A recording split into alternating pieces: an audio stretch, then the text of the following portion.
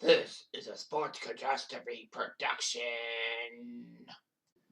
Hey there, hello there. It's Jeff Cutter Diamond welcoming you to another sports catastrophe on this day. And on this day, March 2nd, it was revealed that there was a problem. In 2012, on March 2nd, 2012, it was known that New Orleans had been in trouble because they were doing BOuntygate, an incident in which members of the New Orleans Saints teams were accused of paying out bonuses or bounties for injuring opposing team players.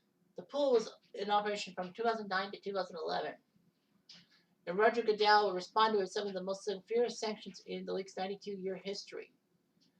And basically the most severe punishments for in-game misconduct in North American sports history. Defensive coordinator Greg Williams was suspended indefinitely, although it was overturned the following year, so it was like 1 year suspension. Sean Payton was suspended for the whole 2012 season, the first time since Chuck Fairbanks in 1978 that a head coach was suspended. Sean Payton was suspended.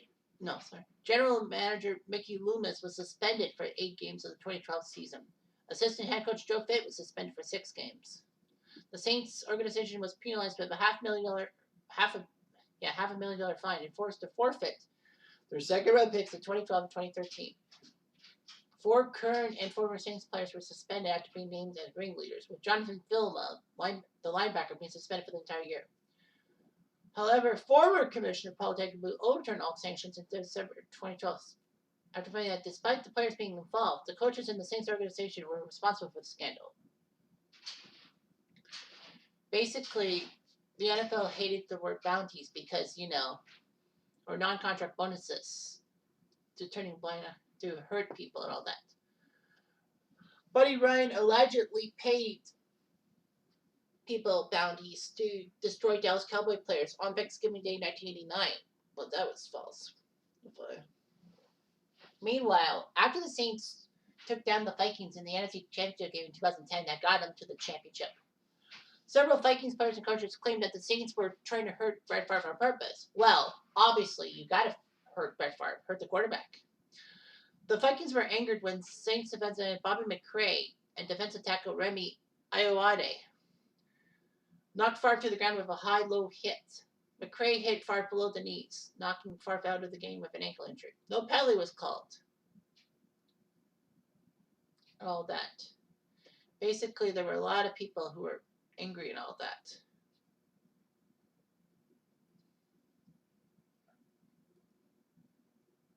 Of course, Favre's agent said that the Saints were deliberately trying to knock Favre out of the game and claimed that several hits on Kurt Warner in the divisional round the week earlier crossed the line as well. And Warner was knocked out of that game and retired. However, Kurt Warner said that the hits on me were legal. And it didn't do any of his decision to retire. So now his player told NFL officials in the 2010 offseason that the Saints targeted Favre and Warner as part of a bounty program. So there was a lot of investigations. As I said, on March 2nd, 2012, the NFL said it had evidence that defensive coordinator Greg Williams created the program soon after its arrival in 2009, and that 22 to 27 Saints players were involved. Williams and the players pulled their own money to pay out performance bonuses.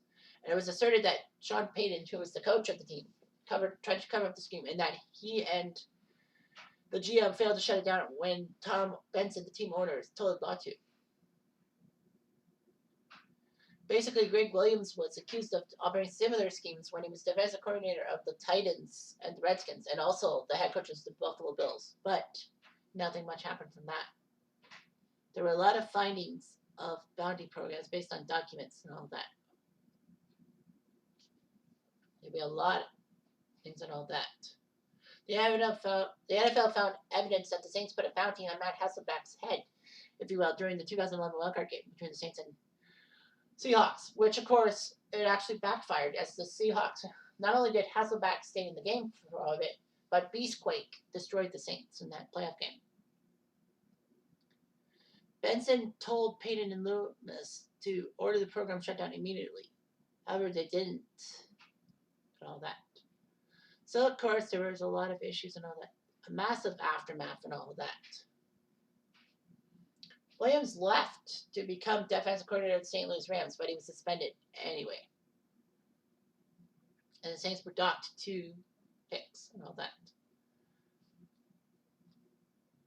So yeah, there were a lot of sanctions and all that.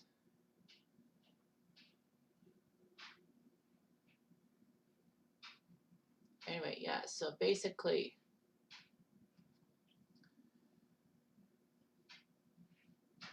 Goodell did that thing with all that stuff.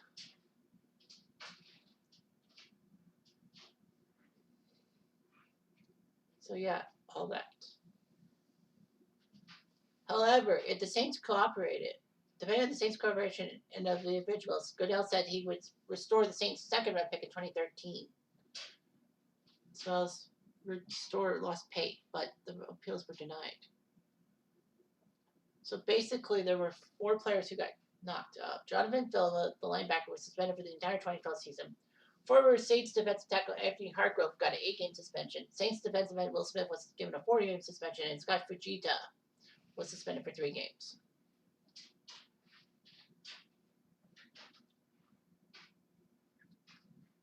So basically, yeah. There'll be a lot of things and all that.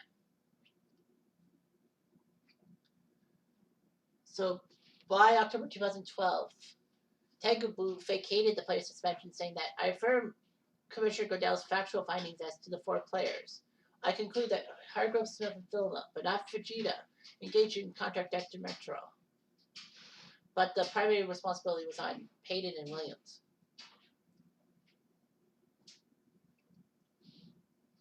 Phillips did play the last 11 games of the 2012 season for the Saints. Smith, of course, played all 16. Fujita played the first 4 games for the Browns, but he had a neck injury and retired. Hargrove didn't play for Green Bay during the years. The Saints were 13-3 the year before BOuntygate was exposed, and then the year after they were 7-9. Not so good. A lot of people basically said that, New Orleans had a lot of problems because, with Hurricane Katrina and all that shit. So yeah, a lot of people basically were angry and all that. Speculations were abounded by the House of Fairley Goodell, who has made player safety and the integrity of the game put an emphasis during his commissioner, would punish Williams and the Saints. Basically, they argued that Goodell had no choice but to come down hard on the Saints because the league was facing lawsuits brought by former players and all that. He had a lot of incentive to issue a string of suspensions, the likes of which the league has never seen. And basically, they all figured that Goodell was going to come hard, similar to what Paul Hornung and Alice Cowers did in 1963 when they were suspended for the whole season for gambling and all that. All that.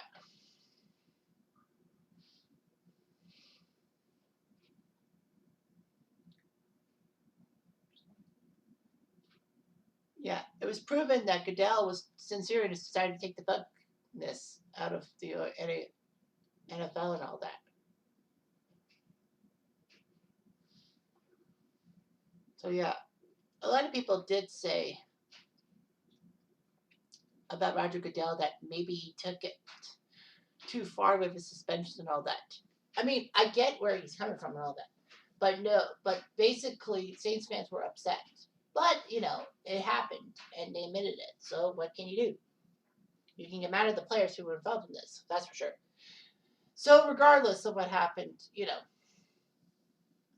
Roger Goodell seemed to be good. But then Roger Goodell made some stupid moves after that, especially with the Patriots thing, suspending Tom Brady for 4 games for deflating footballs and all that. And it was impossible.